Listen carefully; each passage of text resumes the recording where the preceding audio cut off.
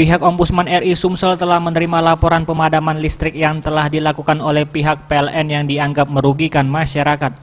Agung Pratama, anggota bidang penyelesaian laporan Ombudsman RI Sumsel mengatakan, 2 laporan telah diterima pihaknya terkait layanan PLN berupa pemadaman yang dilakukan secara terus-menerus di daerah Simpang BLK Kenten dan Perumahan Poligon yang sudah masuk berkasnya untuk diverifikasi lebih lanjut.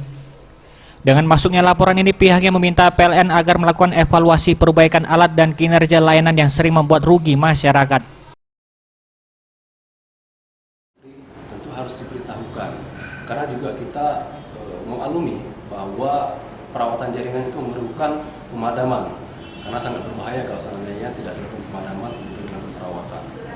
Nah, cuma kewajiban tentu dari pihak pemberi layanan, dalam hal ini PLN, adalah memberitahukan sebelumnya kepada masyarakat atau pengguna layanan tersebut supaya ada proses preventif ya dari pihak masyarakat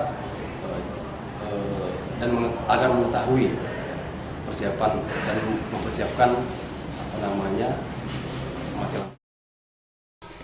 Pemberitahuan ke masyarakat juga harus dilakukan oleh PLN secara detail, mulai dari hari dan durasi lamanya pemadaman. Hal ini menjadi pegangan masyarakat agar dampak dari pemadaman ini dapat diterima oleh semua kalangan.